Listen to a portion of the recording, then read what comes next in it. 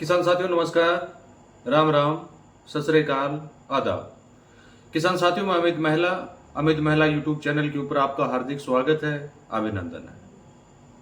हर बार की तरह आज भी हम आप लोगों के बीच में जो हमारे किसान साथी जो परंपरागत खेती करते हैं और जो बिल्कुल जोर शोर से जो है अब रबी की फसल की तैयारी पर लगे हुए हैं, उससे संबंधित एक वीडियो और हम आप लोगों के बीच में लेके आए हैं ताकि आप सही समय पर और सही टाइम पर और सही फसल का चयन आप कर पाएं, ताकि आपका उत्पादन भी बढ़े और लागत भी जो है आपकी ना के बराबर आए। आज इसी एक विशेष विषय पर हम आप लोगों के बीच में साथियों बातचीत करने वाले हैं, तो वीडियो को पूरा देखें, ध्यान से सुने और उससे संबंधित कोई भी क्वेरीज आपकी हो तो वीडियो पर दिए गए व्हाट्सएप नंबर के ऊपर आप मैसेज करके या वीडियो के नीचे कमेंट करके आप इसके बारे में जानकारी साथियों ले सकते हैं। तो इस समय रहते हम उसकी पूरी जानकारी आपको देने का प्रयास करेंगे। वैसे तो वीडियो में कोई कमी नहीं रखी जाएगी ताकि किसी चीज के बारे में आपको दोबारा मैसेज करने की साथियों आवश्यकता पड़े। तो आज वीडियो की शुरुआत करने से पहले मैं आप सभी साथियों से पुनः फिर निवेदन करना चाहूंगा कि जो साथी नए हमारे बीच में आए हैं वो चैनल को सब्सक्राइब करके बेल आइकन घंटी को अवश्य दबा लें ताकि आगे आने वाले वीडियो का जो नोटिफिकेशन आपको साथियों मिल सके। वैसे तो इससे संबंधित जो है रबी फसल की तैयारी हम कैसे करें, इससे संबंधित एक वीडियो हमने आप लोगों के बीच में 2 वीडियो बना के ऑलरेडी डाल चुके हैं। किस तरह से भूमि की तैयारी करें, किस तरह से हमारे माननीय चंद्रा जी के डीकेसी के जो उत्पाद हैं उनका हम उपयोग करें ताकि किसी तरह की समस्या का सामना साथियों हमें ना करना पड़े। लेकिन आज जो हम आप लोगों के बीच में बातचीत करने वाले हैं वो आपके लिए बहुत ऐतिहासिक होने वाली है और बहुत महत्वपूर्ण भी है। काफी जगह आपने देखा होगा कि किसान जब फसल लगाने का समय आता है तो यहाँ जैसे मैं मेरे हरियाणा की ही बात कर लेता हूँ, पंजाब की बात कर लेता हूँ। पंजाब में तो वैसे हमारे किसानों के साथ बहुत बुरा हुआ है, प्राकृतिक आपदा के कारण जो बाढ़ की स्थिति को झेल रहे हैं और कुछ एरिया जो जहां पर बचा हुआ है वहां जो साथियों ने जो धान लगा रखी है, यूपी की हम बात करें वहां भी काफी जगह धान लगी हुई है, एमपी की बात करें वहां भी काफी जगह धान लगाया हुआ है किसान साथियों ने, राजस्थान के कुछ हिस्से में भी किसानों ने जो है धान लगा रखा है। अब वहां पर किसान क्या करेंगे कि धान की कटाई जैसे ही वो करते हैं तो उसके तुरंत बाद जो है उसमें गेहूं लगाने का काम करते हैं। एक तो सबसे बड़ी गलती हम यही कर रहे हैं कि पहले धान फिर गेहूं, यानी पानी जो है उस मिट्टी में से सोखने देने की स्थिति में कभी नहीं बनती है, क्योंकि धान के अंदर लगातार पानी खड़ा होता है। बार बार सरकारों से भी निवेदन किया जाता है, बार बार हमारे जो कृषि विशेषज्ञ हैं वो भी बार बार बताने का प्रयास करते हैं कि धान से जितना हो सके उतना बचने का प्रयास करें। आप हर बार नहीं तो एक बार अपने खेत को जो है एक साल या एक फसल जो है खेत की बदल के लगाने का काम करें। यानी कहने की बात ये फसल चक्कर को अपनाना सबसे जरूरी है। ये चीजें बहुत महत्व रखती हैं हमारी मिट्टी को जिंदा रखने में, हमारी मिट्टी की उर्वरता शक्ति को बढ़ाए रखने में, तो बहुत जरूरी है। तो आज उन साथियों के लिए मैं बताना चाहूंगा, हम 2 फसल के ऊपर यहाँ आप लोगों के बीच में साथियों बातचीत करने वाले हैं। एक तो सरसों की हम बातचीत यहाँ पर करेंगे और गेहूं की बातचीत करेंगे। आने वाले वीडियो में अन्य क्रॉप्स के ऊपर भी हम आप लोगों के बीच में कुछ जो है टिप्स लेके आएंगे। और आज जो हमारा मुख्य विषय जो रहेगा वो सरसों और गेहूं के ऊपर ही रहेगा। साथियों सही मायने में बात करें तो गेहूं की बजाय जो सरसों की फसल जो है वो सबसे कम खर्चीले वाली है और अधिक उत्पादन साथियों देने वाली है। और गेहूं की अगर हम बात करें तो गेहूं के अंदर एक तो अधिक से अधिक अगर सही मायने में अगर हम बोलें तो गेहूं के अंदर सिंचाई जो है वो ज्यादा समय आपको करनी पड़ती है, ज्यादा बार आपको करनी पड़ती है। गेहूं का बीज आप लेके आते हैं वो भी महंगा होता है, उसके अंदर नाइट्रोजन फास्फोरस के लिए जो हम काफी महंगे उर्वरक जो है यूज करते हैं, एंजाइम वगैरह वगैरह, जो पता नहीं किस तरह के जो है हमारे रासायनिक फार्मिंग करने वाले साथी हैं जो वो डालने का काम उसके अंदर करते हैं। यानी लागत गेहूं की इतनी बढ़ गई है जिसके बारे में कुछ कहना ही मुश्किल है। दूसरी साइड पे हम सरसों की बात करें तो सरसों एक तो कम खर्चीले वाली फसल हम कह सकते हैं, क्योंकि मैं पिछले 11 से 12 साल से सरसों लगा रहा हूं। सरसों के माध्यम से जो है आज हम सरसों का तेल निकालते हैं, सरसों की खली जो है वो बाजार में देने का काम हम करते हैं। काफी अच्छा मुनाफा जो है सरसों से हम प्राप्त कर रहे हैं। तो आज उसी विषय पर हम आप लोगों के बीच में बोलेंगे। तो मेरा जो खुद का सोचना है, खुद का मानना है, जैसे मान लीजिए आप ऑर्गेनिक फार्मिंग करते हैं, आपके पास 4 से 5 एकड़ जमीन है, अगर सही मायने में बात करें तो 5 एकड़ जमीन का उदाहरण हम यहाँ लेके चलेंगे। मान लीजिए 5 एकड़ जमीन आपके पास उपलब्ध है और उसमें आपको रबी की फसल लगानी है, और मुख्य रूप से जो फसल आप लेते हैं उसके अंदर जो है गेहूं और सरसों ही आप मुख्य क्रॉप्स लेते हैं, या कुछ साथी जो हैं जो भी लगाते हैं, जिसके बारे में जो फार्मिंग करते हैं वो साथी अच्छी भली बात जानते भी हैं। तो मैं यहाँ पर आपको एक सजेशन ये देना चाहूंगा कि वहां पर जो है आप सरसों लगाइए। सरसों आप लगाएंगे, सरसों का बीज भी इतना ज्यादा नहीं लगेगा, सरसों के अंदर इतनी मेहनत भी नहीं होगी, और सरसों जो है आपकी 3 से 4 सिंचाई में सरसों पककर तैयार हो जाती है। सरसों का भाव भी 6000 से अबोव रहता है। अगर हम ओनली डीकेसी की उत्पाद की हम बात करें, माननीय चंद्रा जी के द्वारा जो उत्पाद हमें दिए गए हैं, वेस्ट डिकम्पोजर है, अनडब्ल्यूडीसी है, एनपीके है, वाम है, ट्राइको है, या हमारा यूप्रो है, या पैडी स्पेशल हमारा है, गहड़ा गोमूत्र है, इत्यादि से भी अगर आप फार्मिंग करना चाहेंगे तो भी सरसों के अंदर एक अच्छी फार्मिंग जो है आप ले सकते हैं, अच्छा उत्पादन साथियों आप ले सकते हैं। सबसे बड़ी बात तो यह है कि सरसों निकलने के बाद जो सरसों का भूसा बचता है उसको एक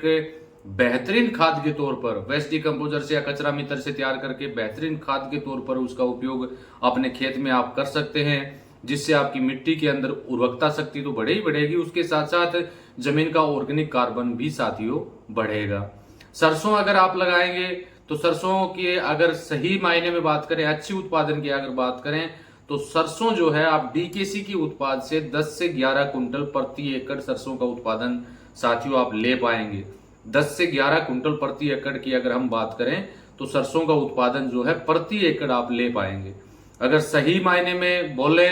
तो 1 एकड़ के अंदर जो है 1 लाख रुपए नेट, जो मैं करता हूं उस प्रक्रिया से बता रहा हूं, अगर आप करेंगे, सरसों निकालेंगे, सरसों सीधा बाजार में अगर आप देंगे तो 70,000 का उत्पादन जो है प्रति एकड़ आप ले पाएंगे, जिसमें खर्चे जो होंगे वो बिल्कुल ना के बराबर होंगे, मेहनत जो होगी वो बिल्कुल ना के बराबर होगी, और एक कुछ छिड़काव से ही, कुछ डालने से ही मात्र से आपका सरसों का उत्पादन बहुत शानदार आप प्राप्त कर पाएंगे। दूसरी साइड गेहूं की बात करें तो गेहूं के अंदर जो है स्टार्टिंग से लेकर आखिर तक उसमें ज्यादा जो है हम बोलें कि हमारे जो भी माइक्रोन्यूट्रिएंट हैं या जो भी पोषक तत्व हैं उनकी अधिक मात्रा हमें देनी पड़ती है, जब जाके गेहूं का उत्पादन जो है वो आप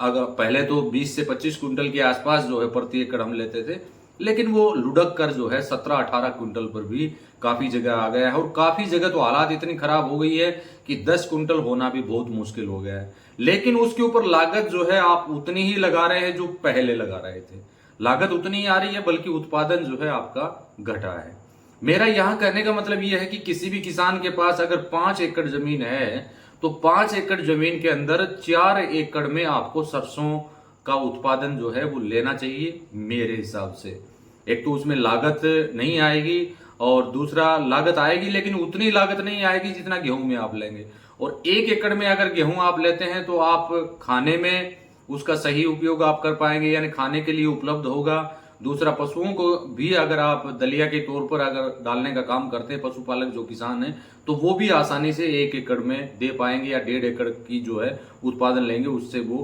पूरा कार्य जो है कर पाएंगे। पशुओं के लिए अगर बात करें तो पशुओं का जो भूसा है वो भी आप वहां से अवशेष जो जिसको तूड़ा हम बोलते हैं, या जो भी गेहूं निकालने के बाद जो अवशेष बचते हैं उसको पशुओं के चारे के तौर पर भी आप उपयोग करते हैं, तो वो भी आसानी से आप प्राप्त जो है कर पाएंगे। तो मेरा कहने का मोटा मोटा ये कहना है कि जो भी 5 एकड़ के फार्मर हैं, या 4 एकड़ के फार्मर हैं, या 2 एकड़ के फार्मर हैं, तो वो जो है आप 1 एकड़ में गेहूं करके बाकी में सरसों करने का साथियों काम करें। और डीकेसी के उत्पाद, यानी आज से पहले अब तो हमारे पास वो सभी चीजें उपलब्ध हैं जो हमें चाहिए, लेकिन जिस समय जब हमने शुरुआत की थी तो केवल वेस्ट डिकम्पोजर मात्र से,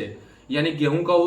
सरसों का उत्पादन हमने शानदार लिया हुआ, 11.5 कुंटल के आसपास जो है सरसों का उत्पादन हमने लेने का काम साथियों किया है। हम सरसों के ऊपर एक वीडियो और भी आप लोगों के बीच में बनाएंगे, जिसमें आप लोगों को जानकारी हम देंगे। मात्र टू मात्र जो है, आप अगर सही मायने में बात करें तो 80 से 100 ग्राम बीज से भी 1 एकड़ में सरसों का उत्पादन आप ले सकते हैं। वो हमने पीछे गुजरात में इससे संबंधित जो है एक फार्म पर हमने विजिट किया था, उसमें हमने देखा था कि जिस तरह से मौसम्बी हम लगाते हैं, आम इत्यादि के पेड़ लगाते हैं, इतनी दूरी पर सरसों का उत्पादन उन्होंने जो लिया, और वो उत्पादन भी अगर आप सुनेंगे तो अचंभित रह जाएंगे। यानी 13 कुंटल से अबो का उत्पादन उन्होंने सरसों का लिया प्रति एकड़। जो मुश्किल से अगर बात करें तो पौधे से पौधे की दूरी उन्होंने 5 फुट रखी, लाइन से लाइन की दूरी 3 फुट रखकर सरसों का जो है फार्मिंग किया था। बहुत शानदार लगा था वो। हम भी अब की बार 1 एकड़ में जो है उसको लगाएंगे, और उसके ऊपर कुछ वीडियो भी आप लोगों के बीच में हम शेयर करेंगे, ताकि उसके बारे में विस्तार से जानकारी साथियों हम दे पाए। तो मेरा कहने का मतलब यह है कि जब भी आप मिट्टी की जांच करवाते हैं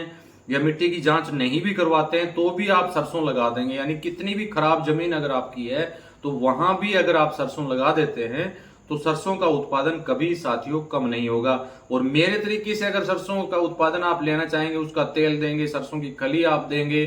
और अच्छा यानी जैविक तरीके से अगर आप उसका करेंगे तो उसके अंदर तेल की मात्रा भी ज्यादा होगी,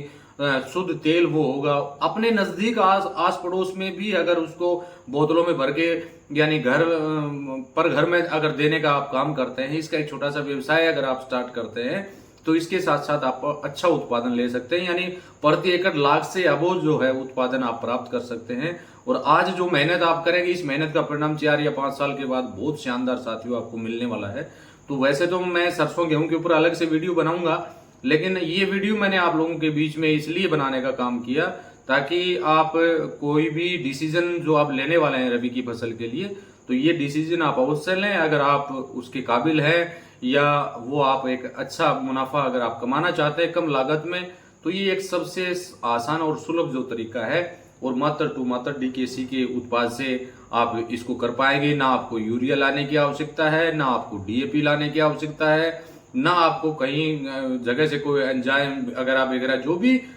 फसल में जो किसान दे रहे हैं आज के समय में, उस ताम झाम की करने की कोई भी साथियों आवश्यकता आपको नहीं पड़ेगी। क्योंकि सरसों के अंदर ना कोई ज्यादा किसी भी तरह का रोग का प्रकोप होता है तो उसका समाधान ऑलरेडी हमारे पास है, और वो बहुत शानदार समाधान है कह सकते हैं उसको हम। चाहे वो तना गलन की समस्या की हम बात करें या जर्मेशन से फंगस की वजह से खत्म होने की बात करें, उन पूरा समाधान हमारे पास उसका है। तो साथियों मैं वीडियो को ज्यादा लंबा नहीं करूंगा। तो आप फसल का चयन अगर करते हैं